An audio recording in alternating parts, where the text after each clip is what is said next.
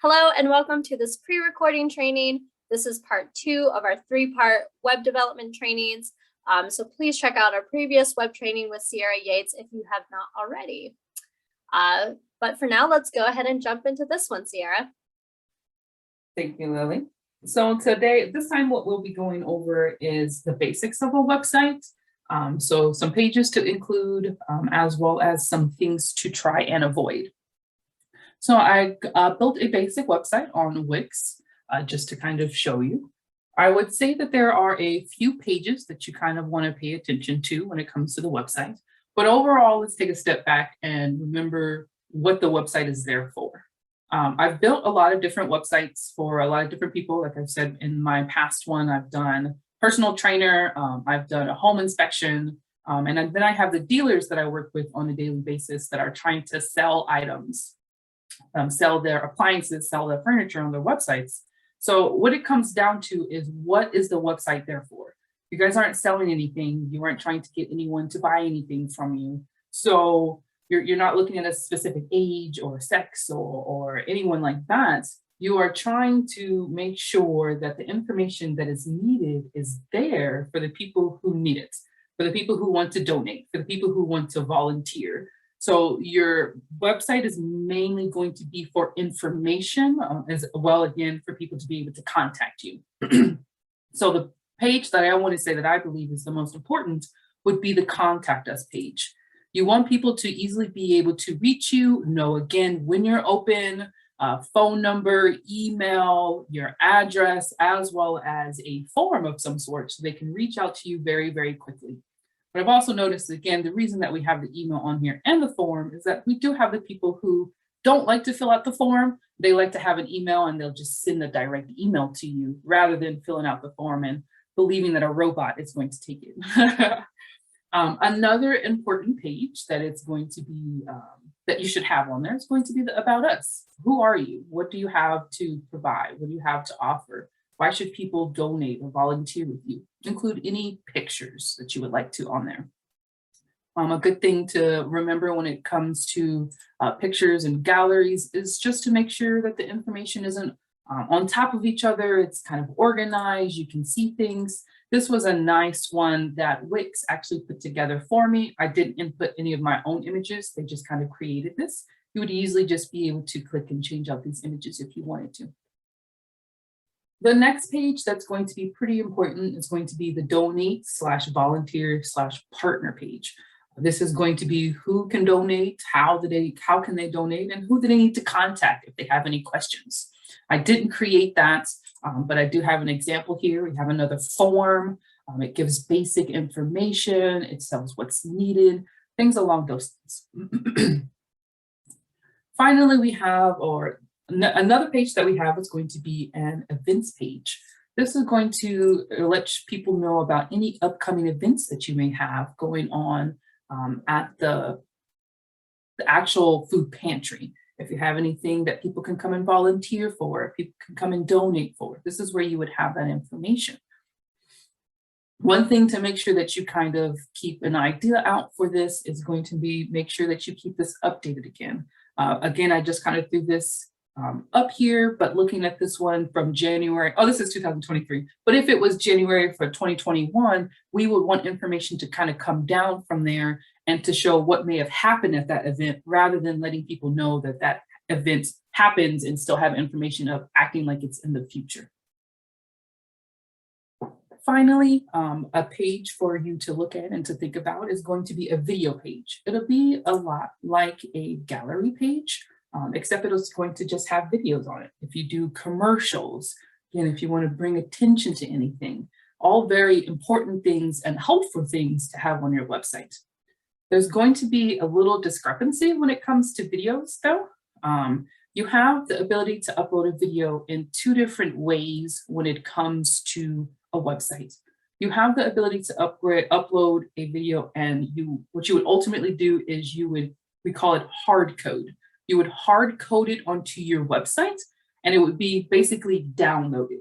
That way, when anyone comes on their phone, when they come from on their computer, if they have a slow internet connection, or slow data connection, it's going to take a really, really long time if that video is any longer than about 30 seconds. Because the bigger it is, the more it is that you need to download onto your computer or onto your phone in order to see it.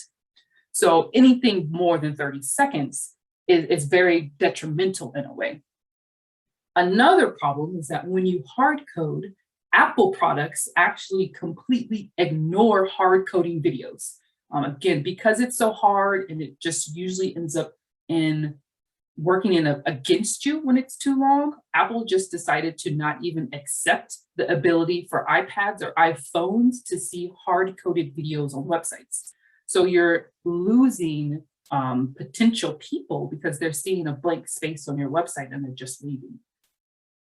Instead of hard coding, a way in order to add a video to your website would be to first add it to YouTube. So just as an example, this is a food bank that has created their own food bank business YouTube account, basically, and they update or they upload their videos. By doing this, they're now able to take this video, they just click on it, and it brings it up. It comes with, of course, oops. It comes with its own URL, and then you'll be able to take this URL and you'll be able to place it onto your website and kind of call that video already from the internet, leading to easier load times and the easier ability for people to be able to read it, as well as Apple and iPads, iPhones actually reading it. They read YouTube links, they'll pay attention because again, you're pulling it off of the internet compared to downloading it to your website and someone having to download it onto their phone in order to see it. So that is a good way to be able to distinguish between videos, hard coding and YouTube. Again, you want to make sure that you as the YouTube, you as the food pantry, create your own YouTube. You would just upload the videos to it. You would have them all here and easily to access, and then you'd be able to take the special link and then upload it to the website that way. Past that, when it comes to videos, I can say that anything more than about a minute, you're probably going to lose the attention of the volunteer or the person, depending on what the point of the video is. So just be careful when you are dealing with videos. Overall, those are some really important pages for you to make sure that you have on the website. Now I'm going to show you some other things that are important on the website, as well as some things to avoid on the website. Looking at the one that I quickly created again, one of the big things that I made sure to add was this donate button here. Very easy to find. No matter what page that you're on, you're able to easily see donate. Another one is going to be code information. I didn't place that one on here, but here is another example of that. Everything that's going on, people just want to make sure they know that you're taking care of yourself and your staff. And if they come and encounter with you, that you are being safe for them as well. So just any basic information that you can create, you can put it on the home page, you can create another page for it, but as long as people know that you are being healthy and safe. Again, kind of coming back to those things that are important when it comes to being able to see prominent on the website, that donate button at the top. It's okay to have it on the website, but when you don't have it prominent, people have to kind of click a couple different ways in order to get to that, and that can be frustrating. So people just want to easy access donate. Another one is going to be hours and locations. It's really, really important for people to, again, be able to see when they can reach out to you, when can they contact you. And that's going to be important to have on the website. This one, for example, is a website that I showed earlier with the COVID, but nowhere on here other than at the bottom where I was able to find the phone number, was I able to find the hours unless I was scrolling through and reading Fridays 12 to 5. It wasn't located very easily on the About Us page, nor is there, the Contact Us page, nor is there a Contact Us page. Another thing is going to be, they have it easy for you to be able to get directions and go to their Facebook, but it's easy if you have like a phone number up in the header. I believe I have that online. So that something, if they're on their phone, they can easily just click this and it will just bring it up so that they can call directly. Easy to push rather than, again, looking for it and searching for it, how to contact you. If they also had a contact us page, it would be easily to access by just going to the contact us page. So some design overall changes or things that you want to kind of avoid when it comes to the website are going to be keeping the overall design look of the website. So for instance, we have this website here. I think I keep coming back to it, not picking on it at all, but kind of coming back to this. It looks nice. We have some pink, we have some gray, we have some white. Nothing wrong with that. But then when we get to the volunteering page, we got blue, we have gradients, we have a lot of different look, and it can be kind of confusing. We even go down and we have some black background with some pink. It's not very cohesive. It's not the same website that you're ultimately looking at. So you want to make sure that you're taking the time to create the design and the colors and everything just kind of matches and looks great. Another one is going to be the images on top, or going to be words on top of images. Let's see, I think it's on this one. So just looking at this website, again, I'm picking on it, I'm so sorry, but just having the words over top of it, it's kind of hard to see spring cleaning here. You're starting to get into where it's confusing and people are going to have a hard time reading this. Just remember that there are times when there are people who have a hard time hearing or even have a hard time seeing, who are trying to get information from your website. So you want to make sure everything's accessible and easy to read for everyone. A quick way to kind of fix this would be to kind of take the same image, put a black square over it with the kind of like the ability to see through it, and then put the white words over it. That adds a little bit of ability to take away those colors in the background so that you'll be able to see the white over it a little bit better. The next one is going to be making sure that things aren't overlapping. This is going to be important just so that it looks professional. You don't want things overflowing. So for instance, looking at this one, when you get down to a certain size, things are falling off of the screen. This picture is a little bit bigger, so now you're losing picture quality. You're losing some things on the actual picture and you're not able to see it. You now have these words looking and they're kind of overflowing on this picture here. This is considered responsiveness. So looking at this as a desktop, which is what is here, a very big screen, compared to like an iPad size, compared to like a mobile size. It's not very responsive. It's not moving the way that it should. So it's really important to make sure that you're looking at your websites on a desktop, as well as some type of tablet, as well as some type of mobile phone, so that you can see that everything looks well. You should never have a horizontal scroll on your website.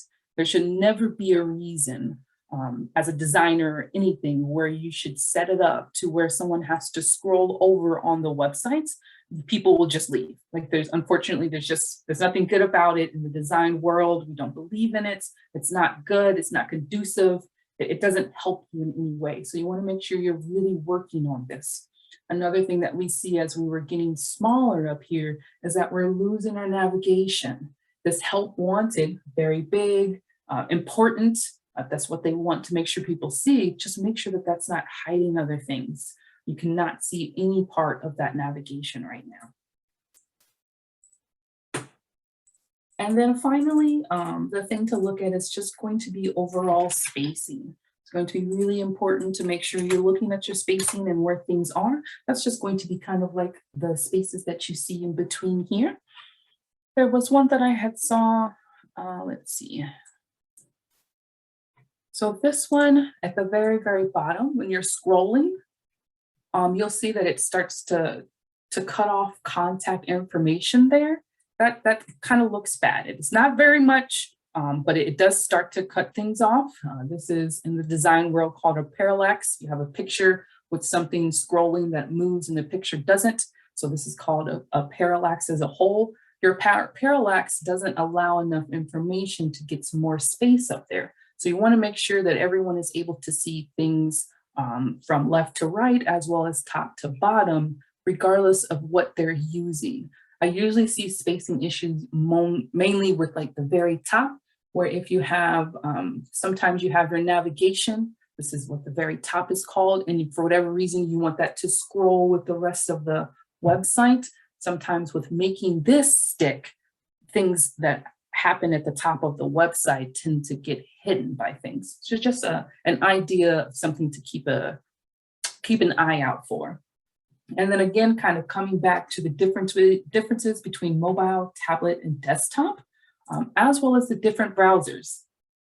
So when it comes to Wix, they do help with being able to see the websites on the desktop computer, as well as being able to see it on mobile. You're able to see the differences and kind of make some changes and things. So that's really important, again, to make sure that you use that.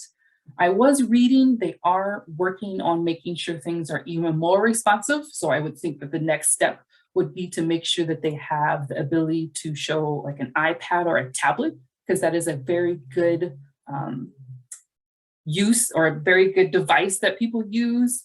It's good to make sure that your website is looking well on there as well. And with not being able to tell without changing the actual size of your browser, it's very, very hard to see what it's going to look like without publishing it and making it live. And then when it comes to different browsers, unfortunately, Firefox compared to Chrome, compared to so many others, Safari, they all unfortunately work different.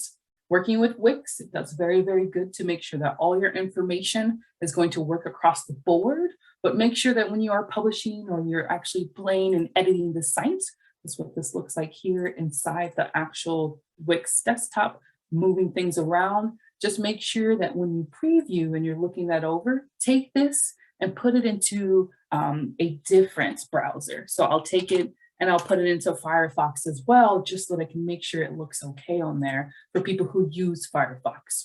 Know that the highest percentage used is Chrome.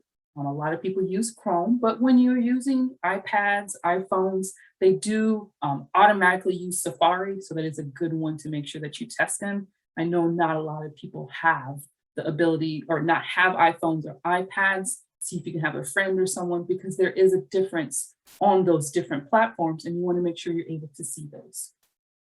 Finally, the thing that is overall important, just like anything else, is going to be making sure that you keep everything updated. Again, if those hours change, if the location changes, if the person in charge, their email changes and that's no longer the person, just make sure you get things updated as quickly as you can. Websites, they can be sometimes forgotten, but people are using them for information. And if it's not right, if it's not correct, you're getting people who are frustrated, who are trying to come to you to get information, and you want to avoid that. So overall, that's everything that I have. I hope everyone, it was very helpful information. That's my part. Lily, back to you.